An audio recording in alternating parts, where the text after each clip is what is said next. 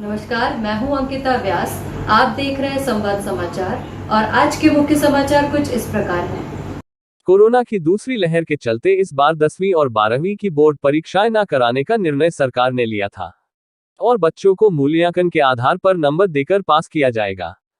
पर सवाल यहाँ यह है कि बच्चों ने या उनके अभिभावकों ने 10वीं और 12वीं की परीक्षा जो फीस जमा कर दी थी और प्रदेश भर से करीब 180 करोड़ की राशि जमा हुई है। ऐसे में कई छात्रों ने लेट फीस भी जमा की थी। विद्यार्थियों के द्वारा जमा की गई फीस क्या वापस होगी? इस मामले में स्कूल शिक्षा मंत्री इंदर सिंह परमार ने साफ तौर से कहा कि हमने माध्यमिक शिक्षा मंडल बोर्ड ने एक प्रकार की बड़ी तैयारी की थी। हम 10वीं और 12वीं की परीक्षा कराने के पक्ष में थे, परंतु कोरोना की महामारी के कारण से सारी तैयारी होने के बाद भी हम परीक्षा नहीं करा पाए हैं और उन बच्चों को दूसरी पद्धति से मूल्यांकन करके आगे की क्लास में एडमिशन देने जा रहे हैं। ऐसे में हमारे प्रश्न पत्र छप चुके थे, हमारी कापियाँ छप चुकी थी, बाकी जो खर्च होना सेंटर बना चुके थे, सब प्रकार की व्यवस्थाएं हम कर चुके थे और आगे हमको उनकी मार्कशीट भी देना है।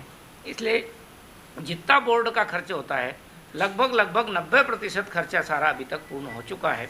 ऐसी स्थिति में वो शुल्क वापस करना मुझे लगता है कि संभव नहीं होगा और इसीलिए हमने कहा कि भाई बोर्ड में क्यों जितना खर्च करना हो चुका, क्योंकि हम यदि 4 महीने पहले कहते तो हमारी कोई तैयारी नहीं होती, उस समय शायद हम ये सोच सकते थे कि बच्चों का शुल्क वापस कर दें, लेकिन मैं आज की परिस्थिति में हम शुल्क वापस करने में असमर्थ हैं। लेट फीस जो तय की थी वो बहुत कम बच्चों पे, जिन बच्चों ने फार्म समय पर, वो भी इसलिए है कि हमने अक्टूबर, नवंबर, दिसंबर में उसकी तारीखें बढ़ाई है फार्म भरने की, लेकिन या तो स्कूलों की उस गलतियों से या बच्चों ने कोई ध्यान नहीं दिया, इस कारण से काफ़ी बच्चों ने बाद में फार्म भरे, उनसे हमने अतिरिक्त शुल्क लिया है, लेट फीस ली है। पर वो इसलिए लिए कि बच्चों को लगना चाहिए, स्कूलों को लगना चाहिए कि समय का कोई महत्व है, हम समय पर सब काम करना चाहिए। हम इसी काम के लिए बच्चों को लिए ही बैठे हैं, स्कूल बैठे हैं, उनसे शुल्क लेते हैं, तो समय पे उनके फार्म क्यों नहीं भराए जाए। मैं समझता हूँ कि इसके लिए सरकार नहीं, इसके लिए वो संस्थान जिन्होंने समय पर उनके फार्म नहीं भरवाए थे वो उसके लिए जवाबदार है, सरकार उसके लिए जवाबदार नहीं है।